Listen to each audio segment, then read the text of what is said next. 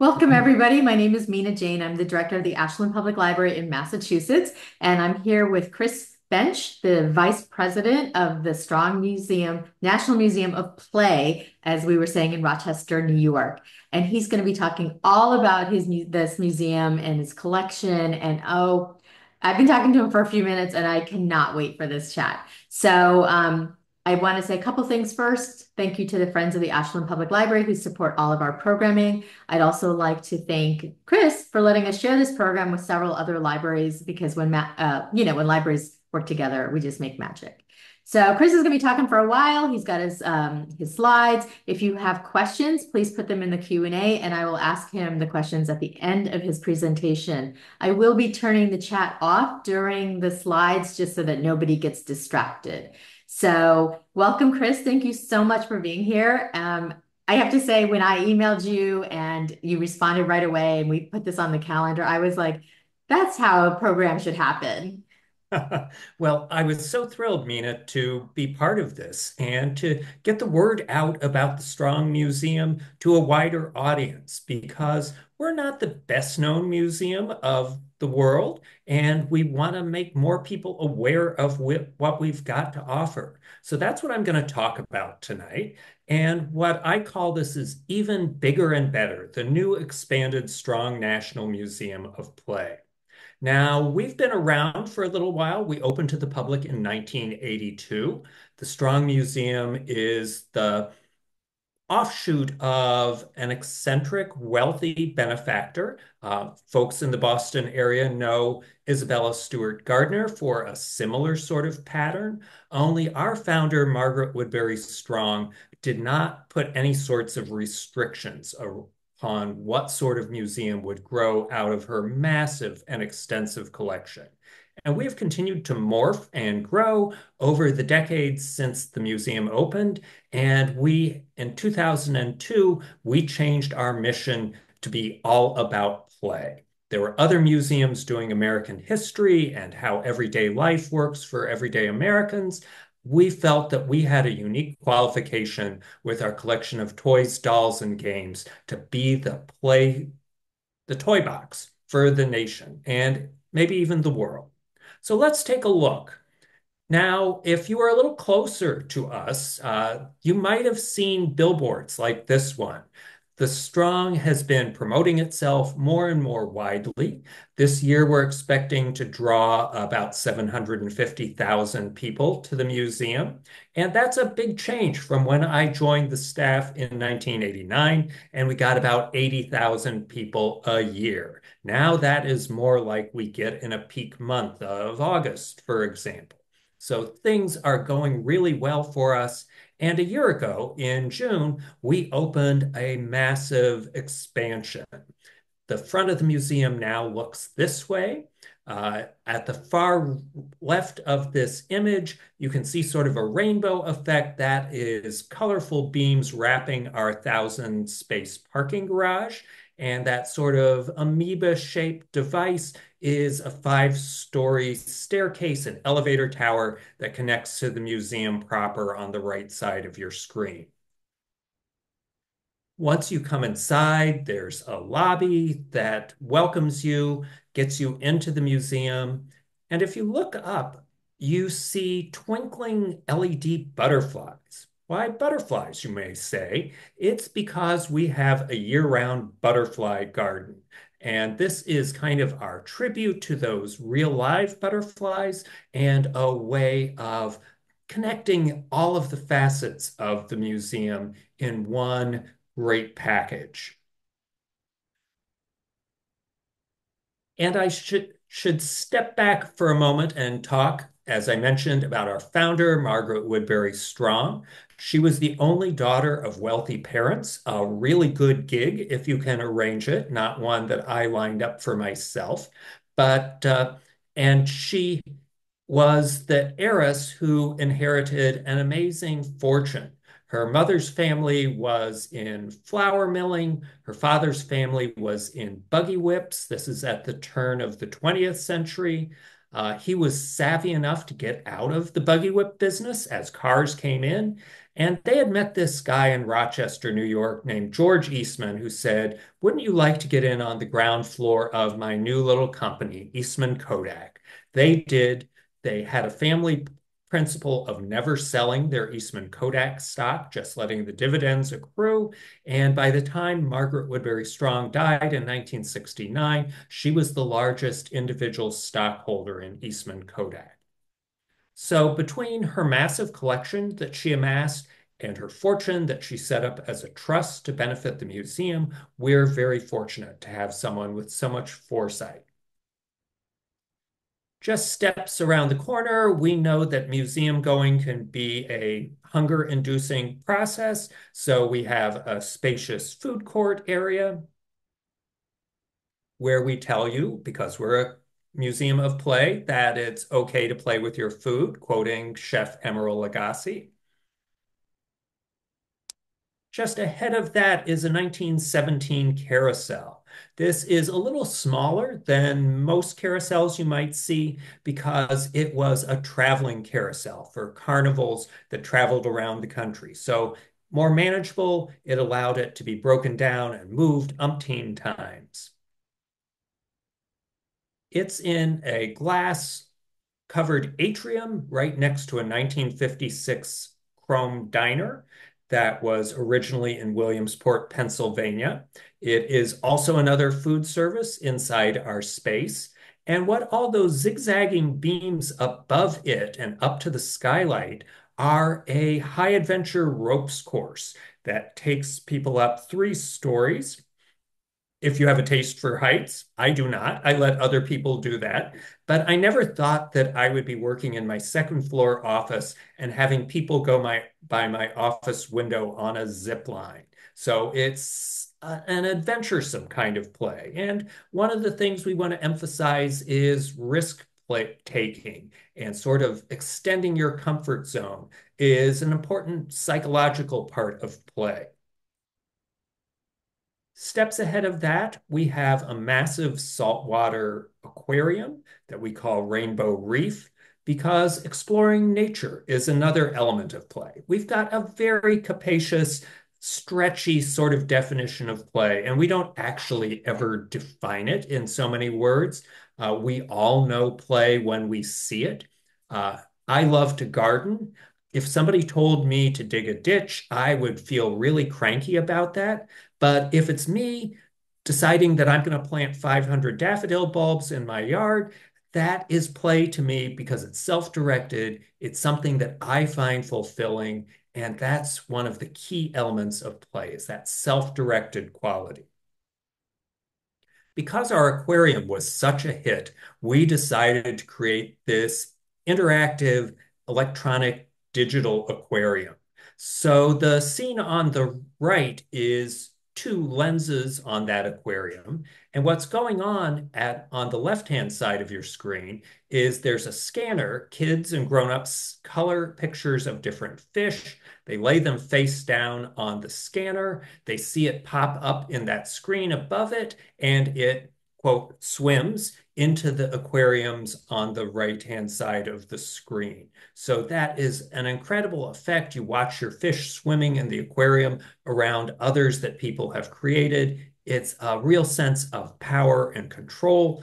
And one of the key features that we have throughout the museum is that we want people to have an experience unlike anything they could have anywhere else. So we scale things up, we play with concepts, we want to stretch things and make them repeatable, exciting things that are not just like coloring a picture at home with your crayons.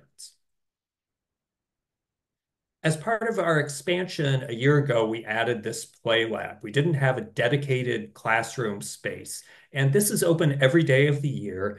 The projects change on a weekly basis. Sometimes they are all about cardboard or that we're going to weave things this week. And it's a rotating agenda. It's self-serve. People come in and go to town on their craft projects, things that they carry away, things that they leave behind. We also hold classes here for more structured instruction. Just around the corner, you'll find this 8 foot tall version of Snoopy, who is at the introduction to our Field of Play exhibit. Field of Play takes you inside the different dimensions of play. Qualities like surprise, mastery, all the kinds of things that we sort of have teased apart into this play environment that helps you think about what makes play play. So everything from race cars to ball machines to a climbing wall, it is a colorful, lively, engaging space. One of our other principles all over the museum is that we talk about having exhibits that are built on a three-legged stool. So one is collection objects. The museum has a collection of more than 550,000 items in its collection. So we show off a lot of those. What we also have is interpretation. So it's not enough just to look at things and admire them. You need to understand their place in history, their significance, how they relate to other items. And third part of that stool is that we want interactivity. It's not enough just to read labels and look at things in cases. You need to be able to engage with other people, to challenge yourself, and there are so many ways to do that. But we never want to have what I call the Chuck E. Cheese environment, where the kids are having fun and the grown-ups are feeling suicidal. So we always have layers of information for people at every age level so that everyone in a family group or a mixed group can enjoy the museum experience together.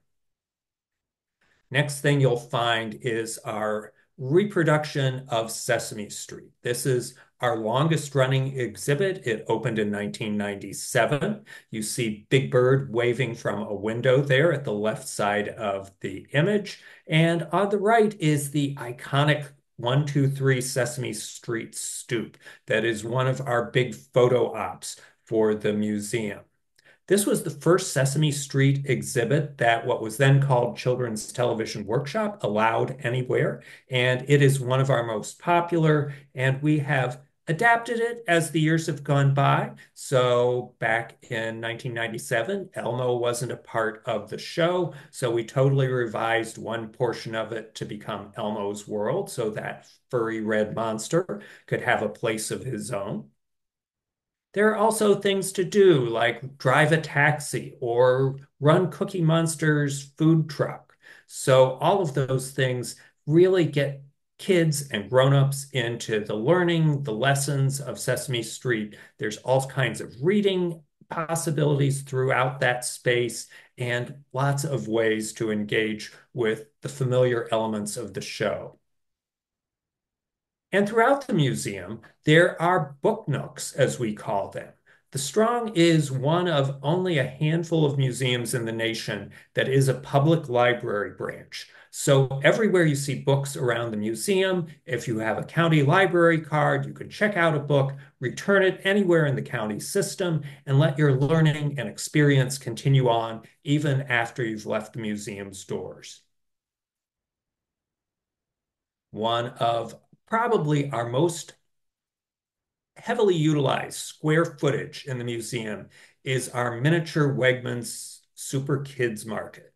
This is an incredibly realistic version of a Wegmans supermarket, and it is so popular. We have had to expand it multiple times over its 25-year run. It just went through a refresh and rebranding by the Wegmans people who wanted it to always be up to the absolute standards of their impeccable stores.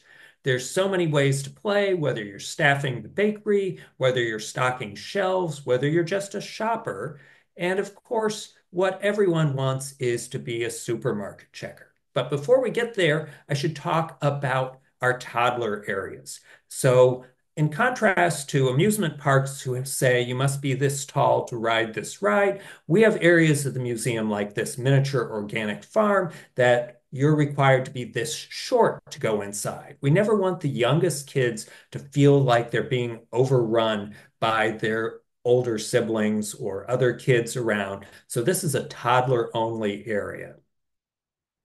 And as I said, everyone wants to run the supermarket checkout. cards. These are exactly the same cash registers and database as is exists in real Wegmans stores.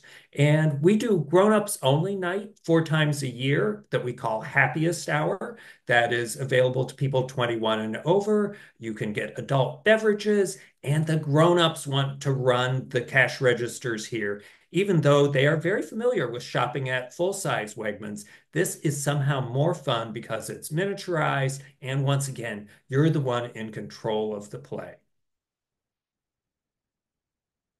Across the way from Wegmans is Imagination Destination, one of our exhibits that really features promoting open-ended play, play that isn't necessarily directed or organized or rule-based, making up a story, having a game that you are creating. So we've created environments within it, like a rescue helicopter, our own version of the Starship Enterprise.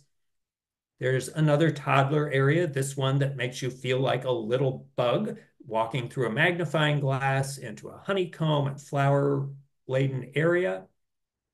You can add siding and shingles to a make-believe house. Of course, there are artifacts that promote different kinds of imaginary play throughout the exhibit. Getting people to think about play in other ways, to think about the geography of play. This was a fun piece of wall to put together. Our objective was pretty much to come up with one form of plaything for every state in the United States. We got a little squeezed by some of you New England states, but we also figured out a few ways to shoehorn things in. So this was great to figure everything from that miniature Bigfoot up there in the Pacific Northwest to a cheesehead hat in Wisconsin to a carton of Ben and Jerry's in Vermont. And since we love books, this exhibit, Reading Adventureland, is what we like to describe as the world's biggest pop-up book. You follow the Yellowbrook Road into environments all based on children's literature. So whether there's a dragon in the adventure area or the fantasy area, there's the Wizard's Workshop. That's another part of the fantasy area. So if you love Harry Potter or The Lion, the Witch, and the Wardrobe, this is the spot for you. Just across the Yellow Brick Road is the Mystery Mansion, where fans of Nancy Drew or the Hardy Boys can explore and solve different sorts of mysteries, crack codes, all of those kinds of things. Nonsense is characterized by the Upside Down House with Cat in the Hat and books like that. And there's Old Mother Hubbard's cupboard just beyond the shoe that that old woman lived in the fairy tale and nursery rhyme area. Of course, Cinderella's coach. You can't have adventure without a dragon-proud ship. And adjacent is an exhibit all about another form of reading and artwork. American Comic Book Heroes looks at all those superheroes who in comic books and now in film and TV have characterized many of our lives and the impact that they have had on play and playthings over the decades. Gives us a chance to make space for Wonder Woman, for the Incredible Hulk, for Spider-Man, for Black Panther, and to talk about how grown-ups have often approached the ways that kids love to entertain themselves. There was an absolute panic in the 1950s that kids were being led astray by comic books. This was going to just ruin them, turn them into horrible people, just the way grown-ups today sometimes regard electronic play. There's a view of Black Panther, there's Iron Man, there's Batman, all of them conveniently located in this one exhibit. As I said, we have a year-round butterfly garden.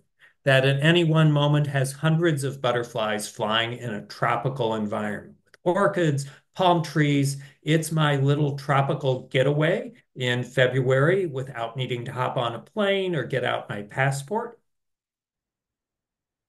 And here's the chrysalis window. We get butterflies shipped to us from all around the globe along equatorial areas of the globe. And through the wonders of Federal Express, they arrive at our door in days. And then they hatch out in this window that you can watch them actually emerge from their cocoons. Butterflies are not the only critters in there. We have a very aged land tortoise. We have a toucan family bird there at the right. Next comes pinball playfields. We believe in electromechanical and electronic play are important to document and to share. So this is all about pinball from recent examples from Stern Pinball based in Chicago to ones that are decades old, back to the 50s and 60s. So you can play all of these games. You can also look at some more vintage examples going back to the days when pinball didn't have flippers. And here you just see a range of those items. And as I said, the evolution of pinball has gone from when they were just balls bouncing against pins to having bumpers to having flippers. Pinball, as you may know, was banned in New York City until the 1970s. You could do all sorts of, I think, more unsavory things, but pinball was conceived of and defined as being gambling. It was not something that supposedly had any skill involved with it. And there was a famous court case that overturned that law and proved that pinball did indeed require skill. And since we have a talented core of exhibit designers, they have fun with our exhibits as well. So at the front of this exhibit, there's a bench shaped like a pinball flipper and a giant pinball that's about 3 feet in diameter. We're very fortunate to have exhibit designers and fabricators on our staff, so we don't have to turn to outside companies for that kind of services. And we have really an integrated and very effective exhibit production process. A longtime exhibit, speaking of books, has dealt with that Berenstain Bears series. And this is an exhibit that lets kids step into the pages of that particular book series and feel like they are part of the Bear family. It's right next to one of our newer exhibits called Hasbro Board Game Place that looks at 10 iconic tabletop games and their creators. Things like Jenga and Scrabble and Monopoly, Dungeons and Dragons, and Magic the Gathering, and a 18-foot tall version of Chutes and Ladders that you can play.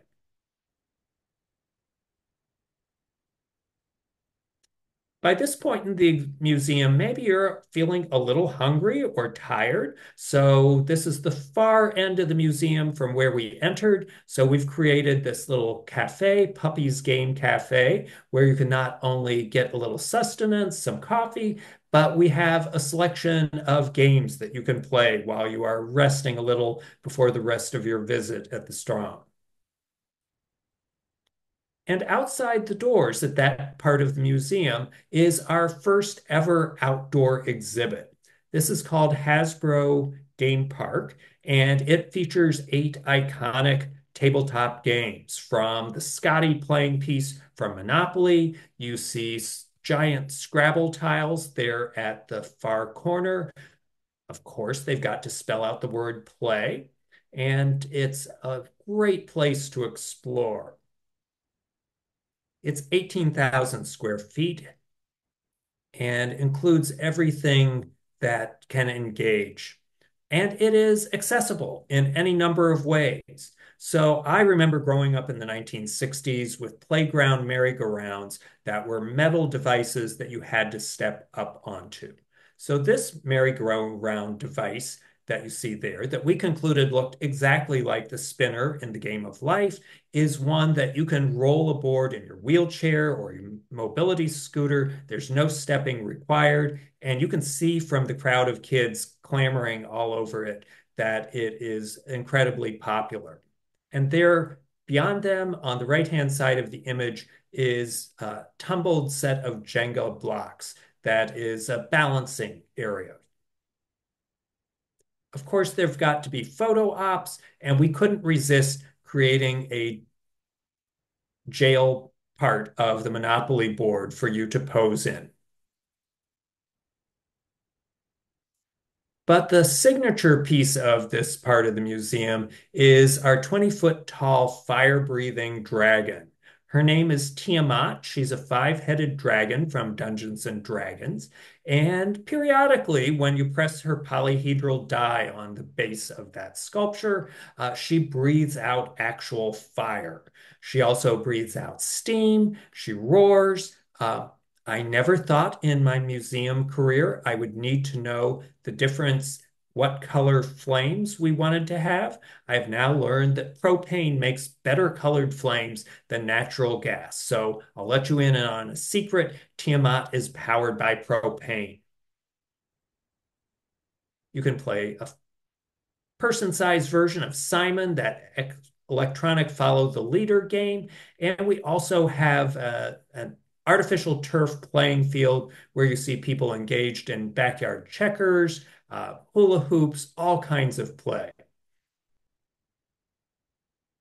Moving to the second floor of the museum, here's the world's biggest version of Donkey Kong. It's about 15 feet tall, and when we worked with Nintendo on creating this, they wanted everything to be perfectly to scale. So we couldn't use a high definition screen that wouldn't be suitably pixelated for the look of original Donkey Kong. So we had to use a much more grainy version of an outdoor monitor that would capture the feel of the original Donkey Kong. And you can actually play that. It is right next to two exhibits, part of our 90,000 square foot expansion we did last summer.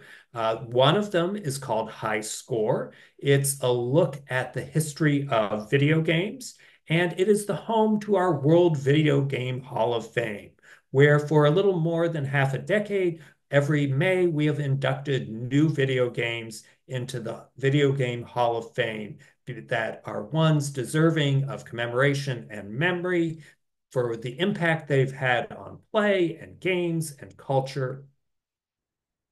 And it's surrounded by exhibits, again, about the impact that electronic play and video games have had on all of us.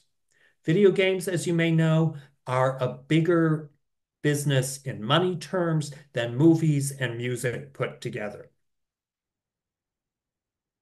So glimpses of some famous and familiar characters like Mario. And across the way is another video game exhibit, this one called Level Up, that lets you come in and essentially feel like you're a character in a video game. It sets about 30 challenges for you, and with courtesy of an RFID bracelet on your wrist, you can tally your scores as you succeed or face down various sorts of challenges and playgrounds, all organized by verbs like move, create, solve, and it can engage people for hours.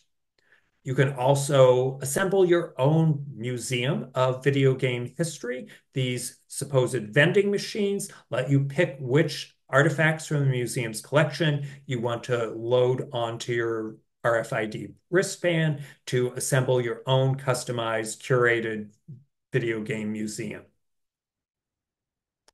And we've done playful things with artwork that reflects video games, sculptures of characters like Link and Sonic the Hedgehog from video games, next to an exhibit that looks at all that it takes to create a video game.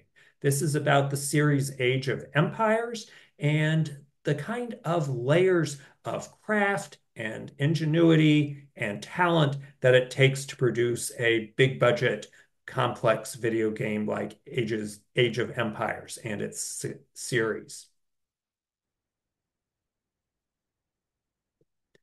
This takes you into a part of the museum that we call Build, Drive, Go. It includes construction toys like Lego and erector sets, vehicle play such as Tonka trucks and Lionel trains.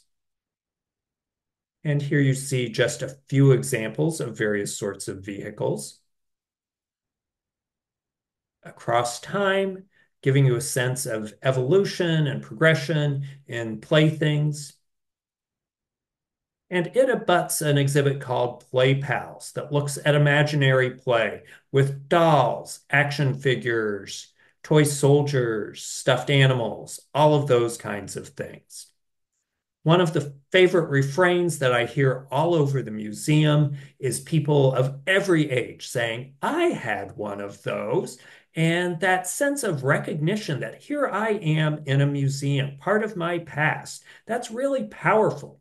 As much as I love art museums, only a very few of us get to go in and say, oh, look, it's just like our Monet. But you can see your G.I. Joe, your Barbie, your radio flyer wagon, your flexible flyer sled, all of those things, your personal past get reflected at the Strong Museum. On the right-hand side is one of the early prototypes of G.I. Joe. So you see a traditional Ken at the left-hand side of that image. And on the right, on the tallest pedestal, that is a modified Ken doll in a Navy uniform. That was one of the things that Hasbro did as they were working on creating G.I. Joe, which would then, in its production version, be much more like that G.I. Joe sailor at the back left of the image. Of course, we've got doll houses. Our founder, Margaret Strong, loved doll houses. She had more than 200 of them. She loved them so much, she had some of them out on the grounds of her estate. Those did not survive winter weather so well, but we still have dozens of doll houses from her collection and more than 25,000 pieces of dollhouse furniture, leading us to lead up to next fall to an exhibit about doll houses. We let people play I Spy sorts of games. There are so many fascinating details for people to examine.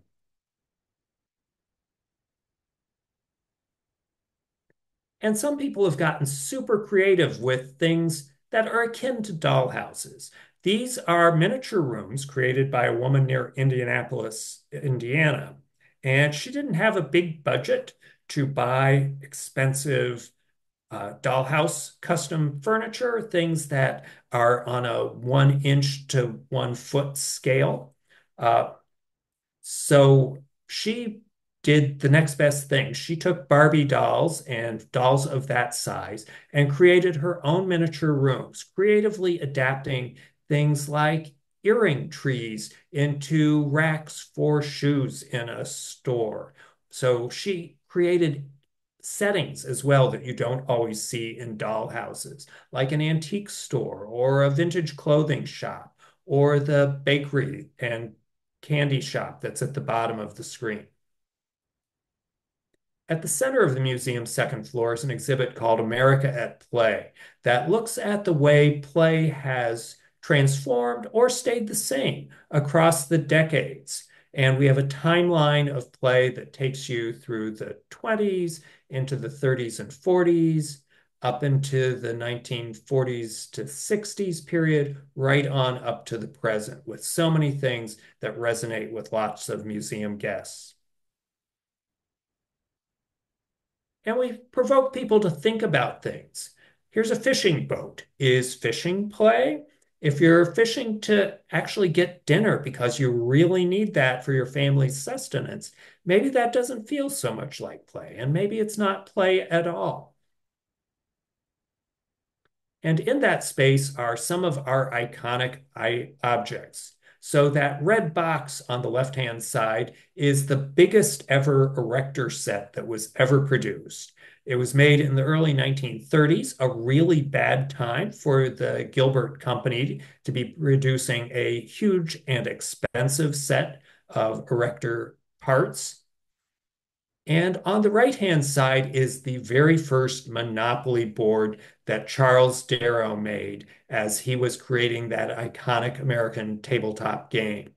It's circular because the Darrow family had a round kitchen table. It's hand drawn and colored on a piece of oilcloth, which is what tablecloths were on the kitchen table. It uses regular play money.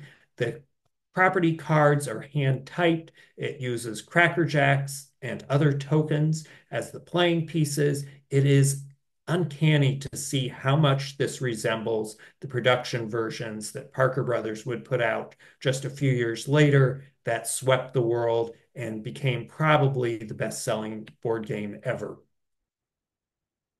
Speaking of board games, next on our tour is this exhibit about game called Game Time that looks at tabletop games. So cards, party games, board games, all of those are depicted here and examples that may surprise you or may be wonderfully familiar. And of course, there are opportunities to play dominoes, to play race games, various sorts of ways to play on tabletops. And here you see some of the more vintage games that are on display in this exhibit, going back into the second half of the 19th century.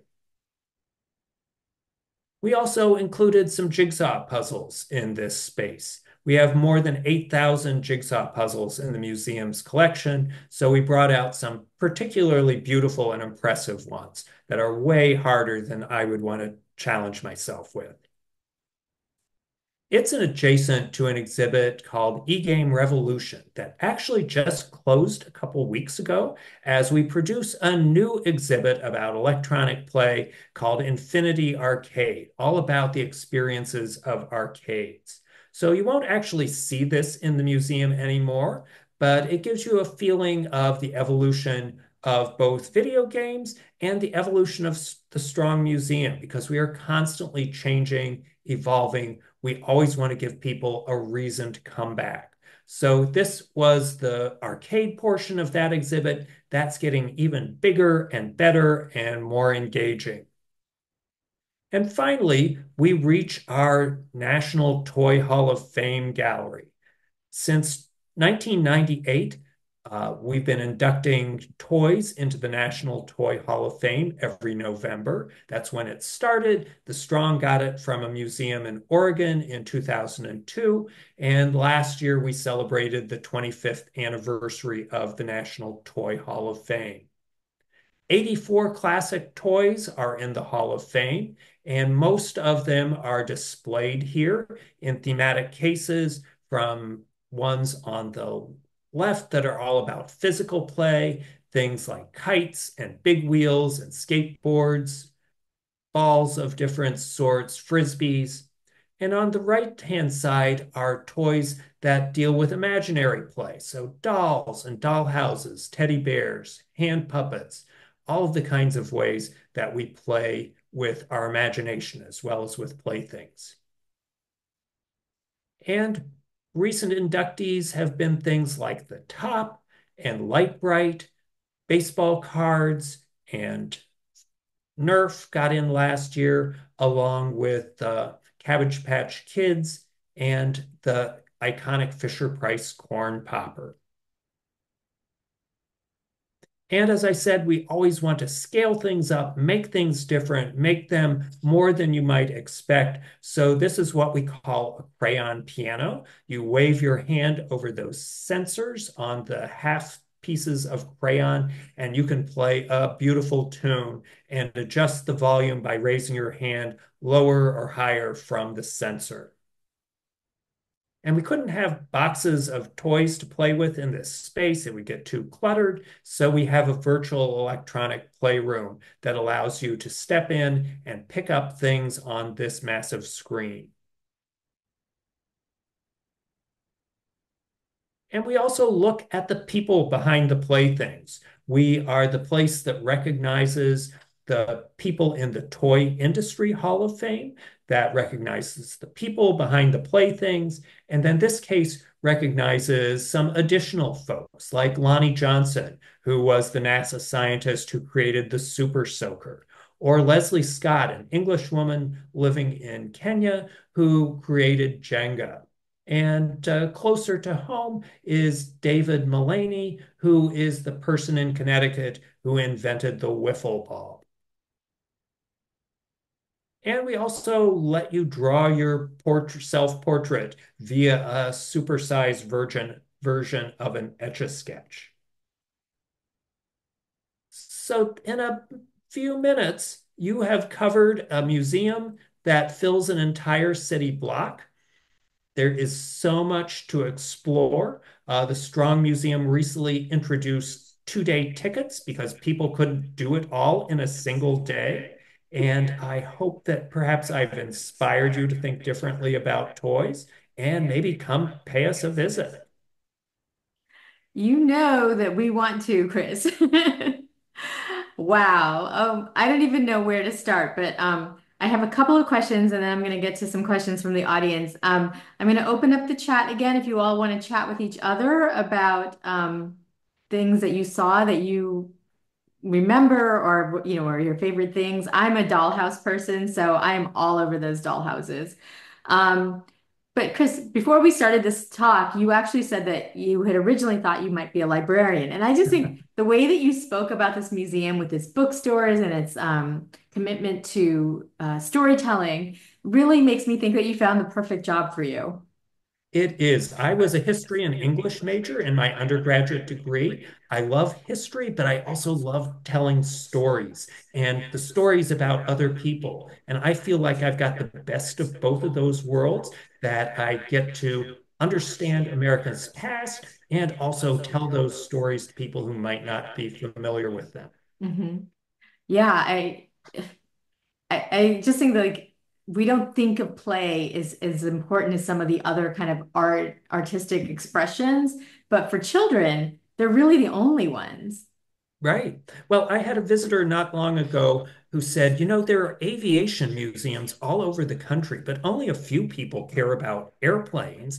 Why aren't there more museums about play? We've all played. I hope all of us as grown-ups continue to play in some different ways. Hmm. And it is something that is really key to human evolution and how we all turn out. Hmm. Absolutely. So, what is the oldest object you have in the museum? We have dolls that go back to the 1600s, so they're pretty old. We have also some not very impressive looking, really simple toys, a leather ball, a little metal horn, a little axe that were excavated out of a river. Hard thing with toys is they often get used up. Before eBay and when Think toys were handmade, you played with them till they fell apart. No one put them in the attic to sell later for a good price. So it's hard to get really old toys or handmade toys often. Mhm. That makes sense. Um, so you said you had what did 555,000 pieces? Yes, and we add very actively to the museum's collection. So far this year, it's more than 6,000 new items we've added to the museum. Some very old, some brand new, some that come in one at a time. Sometimes we get things in massive quantities from specialized collectors. Hmm. And how many of those items are at any one time in the museum on display? On display is just a tiny fraction, probably 10 to 15,000. But on the museum's website, we have more than 115,000 that people can browse in a section of our website called Online Collections. That's at museumofplay.org. And you can search, you can browse, you can virtually scroll through any category of toys and playthings that you're interested in. Hmm. And you had mentioned a bunch of electronic things that you had there, like the play area where they could actually take toys but not have the clutter. Do you have anything like that on your website so people could see what it's about and then come and see the actual thing? We don't have virtual play like that. We want to drive you to Rochester and we want you to drive or fly to Rochester. So we don't have anything as engaging as that on our website. It's a little more traditional. No, that's all right. I just was curious because it just sounds like so much fun. All right, so I have a few questions from Patricia actually. What happened to Margaret Strong's Kodak stock as a company declined? That's an excellent question. This museum's board of trustees needed to diversify out of that in the 1980s and into the 90s. They did that uh, to make the museum as financially sustainable as possible. So her trust is now no longer based exclusively in Kodak stock, thank goodness. It provides about 20% of our annual operating budget, which isn't everything, but it's a nice baseline and one that many museums would like to have. hmm Yeah, that's amazing. And I was really interested in the fact that you said that she had no restrictions on her donation to the museum because Isabel Stewart's is so restricted, as we were talking about earlier, that they literally can't make any changes. Right. We are so blessed that she was open-minded about that. She said, take my collection, take my fortune, make the museum that you think makes sense. I think she would be thrilled to know that hundreds of thousands of people were seeing what she created every year. hmm And so, do you think like 100,000 some people walk through the door every year? Uh, this year, we're anticipating about 750,000 people. And with proper marketing and me getting out and talking to groups like this one, we aspire to hit nearly 1 million a couple years from now. Wow. Well, I think that the Salem Witch Museum is just around there in October, so you're going for a good number. Um, Patricia also asked, is the Wegmans a working supermarket? I thought that was hilarious because it's a miniature market, but adults like to use it. That's right. So you can scan everything in that supermarket. The packages are empty. Early on in its history, we got packages full, and I had to take the terrible task of eating my way through ice cream cartons. Somebody had to do it. Now we get them clean and empty. Oh, your job So sounds like torture. it is torture every day.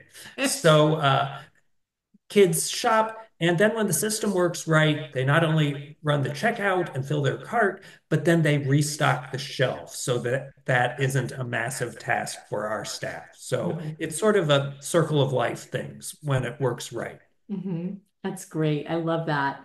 Um, Patricia also asks, is there a fee for playing pinball in the other games, or is once you pay your entry fees, everything else included?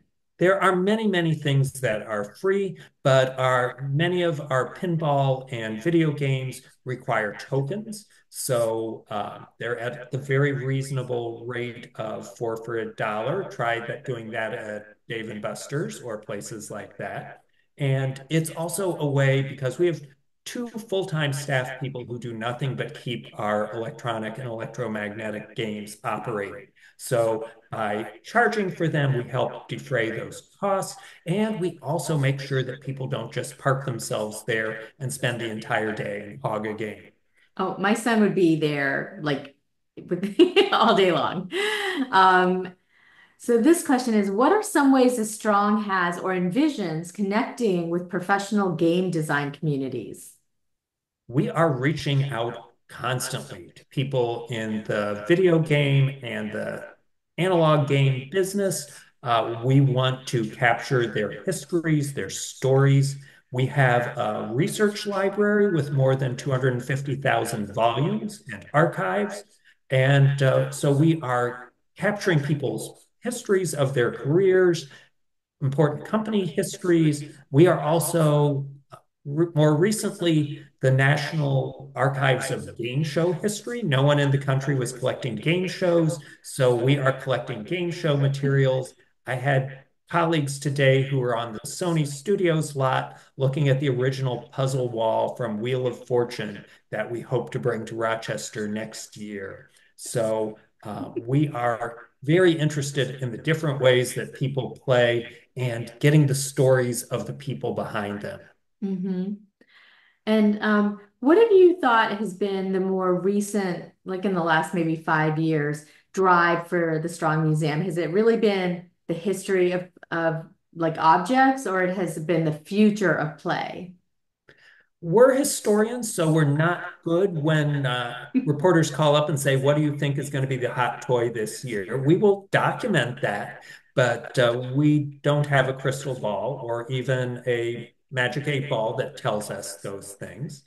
And the other big endeavor that we've been doing over the last 5 years is better representing the diversity of the people who play, who create playthings. That is something that museums across the country have not always done well, including the Strong Museum. So we are trying to be much more representative of what the American population looks like and to capture both the players and the game and toy makers to really reflect who we are as a nation.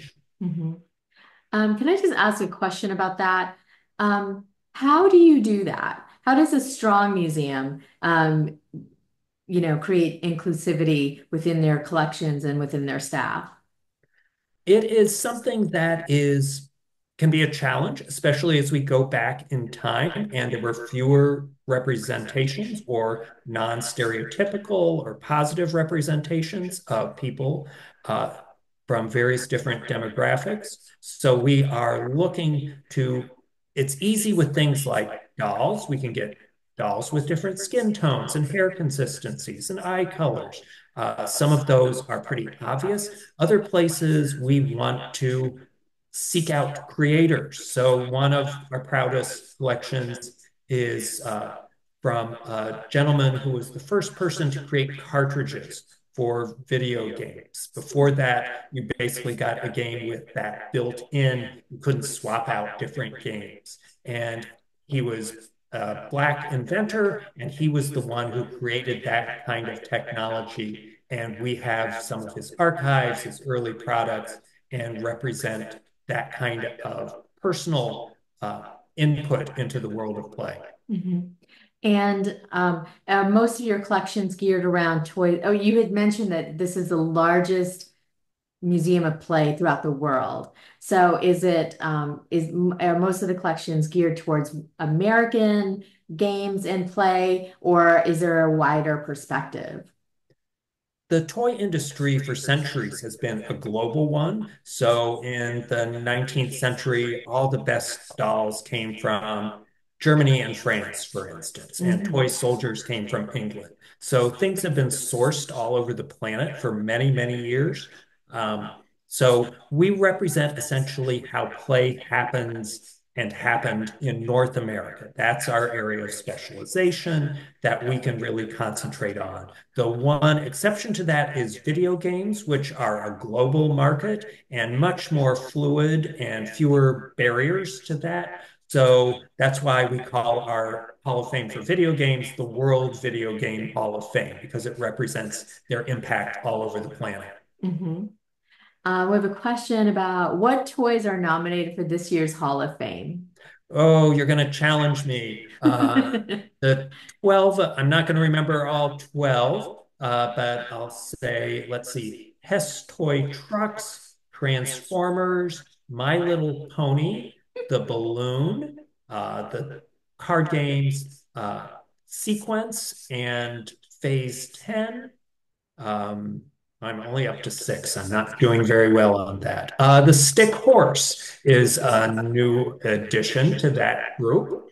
Um, so lots of different dimensions of play, and you can see all of them on our website. And in November, shortly after Election Day takes place, we'll be announcing this year's actual inductees, the three lucky toys that join all the other classic toys in the National Toy Hall of Fame. I love that. So love it. All right, one last question about inclusion. In terms of inclusive play, is there a story of accessibility in the Strong's collection to share? I'm assuming around what kind of games and toys and play structures are most accessible. We do try to represent that in different ways. So we have dolls in wheelchairs. We have a Build-A-Bear teddy bear with a hearing aid. We represent those kinds of factors.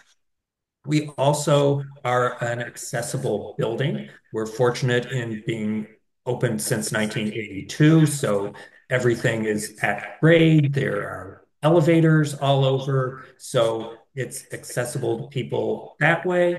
We also are doing more with captioning on videos for our hearing impaired visitors. We have a board member who is visually impaired, and he's been a great advisor on how we can be more suitable to people with visual impairments.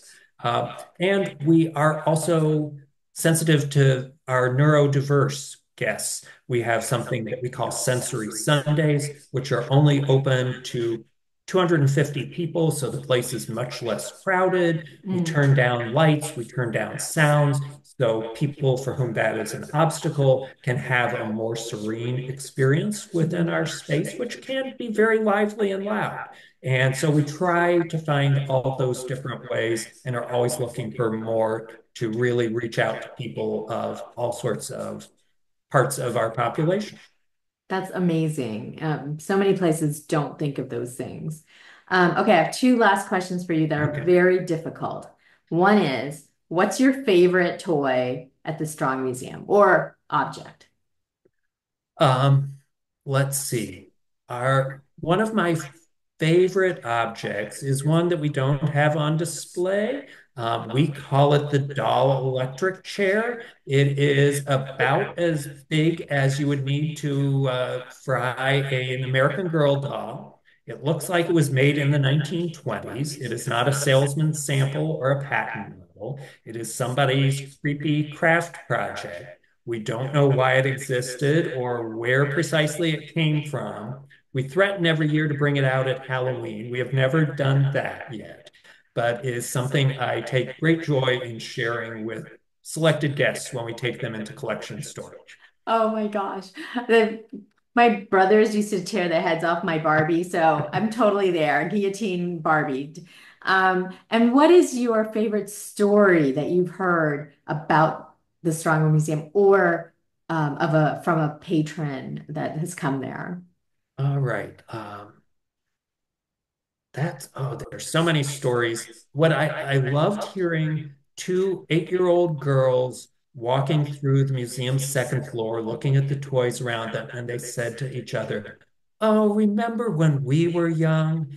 And that sense that here's my past and here's a sense of how I've played is something that resonates with 8-year-olds and 88-year-olds. Oh my And gosh.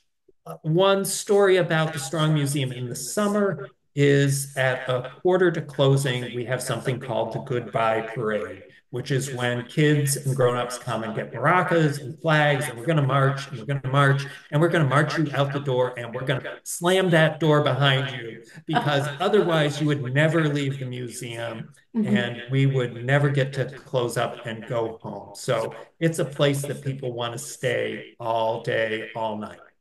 I'm going to try that at the library, see if I can get people out on time. You may use that with my permission. Thank you very much. I so appreciate your time, Chris. This has been fascinating and fun. I really think we just need a lot of fun in our lives nowadays. I just really love everything you said and showed us for this evening. And as I said, one of our staff members is heading over there. As soon as she saw this on the calendar, she's like, "We're getting in our car, we're going." It's not a bad drive. We have a an adjacent hotel right to the museum, just steps away from our front door. It's got a indoor swimming pool, so you can go back to the hotel and restore yourself a little bit and come back for that second day to see more of the Strong Museum. That's fantastic. For people that are here, please check out their website for all the ticket information and exhibit information. Chris, thank you so much for doing this and educating us about something that is so important in our lives. Well, Mina, it is a pleasure. And if you make it over this way, I promise you a deluxe behind the scenes tour in I my want to see package. that chair. All right, I will show you that. I am coming out there. I will be in touch. All right. All Thanks so right. much. Yep. Thanks everybody for being here. Good night, everyone.